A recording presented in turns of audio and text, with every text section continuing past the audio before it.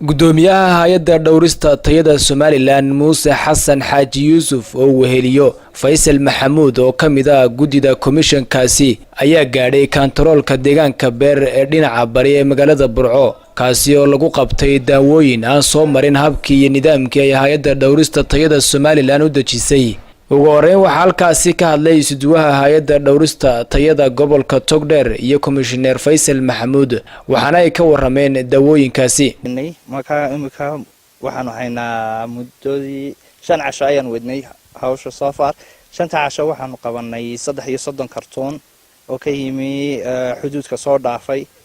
kuwaasaanu imika muddo aanu maanta aan gudoomiyaha iyo commissionerka ay la eegayeen tijaabadii ugu horeysay maanta beer baan ku haynaa 30 kartoon oo dawooyina oo aan sharciga waafaqsanayn kii aan u dejinay ayaa maanta halkan yaala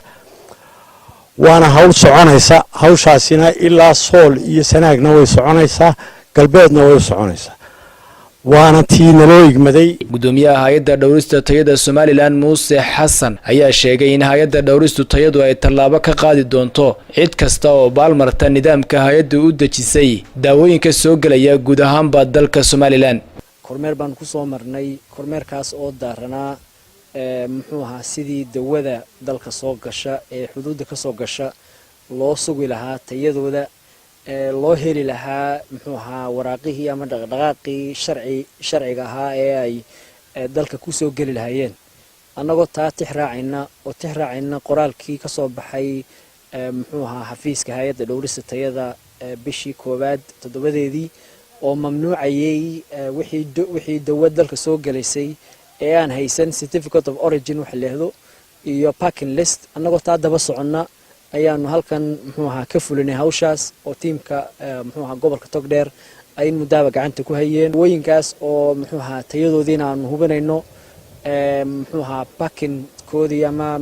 sidii dawada loo soo maamulayna aanu eegayno laakiin waxaanu doonaynaa inaanu halkan uga dirno fariin aanu u dirno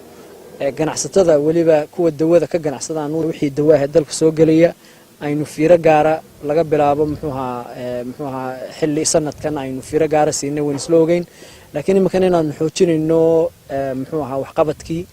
sidaas oo uu nafaray madaxweynaha jamhuuriyadda Somaliland Mudane Muuse Biixi Cabdi oo nagu faray inaanu dawada iyo raashinka iyo cosmetics ka wada saarno annagoo taa ka duulayna dhawaan insha Allah waxaanu keenaynaa laababkii lagu baari lahaa dawada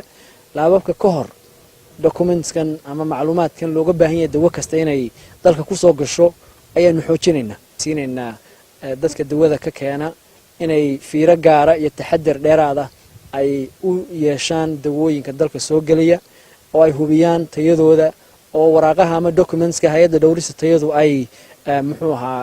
waajib ka dhigtayna ay haystaan oo kale aanu doonaynaa insha Allah inaanu shaqada xoojino oo iyaguna nagala shaqeeyaan si dalkii u helo daway tayo leh oo ganacsigiina uu ganacsi hufan oo sharciga lagu soo dabaqay uu noqdo. waa markii ugu horeysay ee hay'adda dhowrista tayada Somaliland ay hawlgal noocan ah ku qabato deegaanada gobolada bariga Somaliland. Maxamed Mataan Gabalaax, Ariel TV, Burco.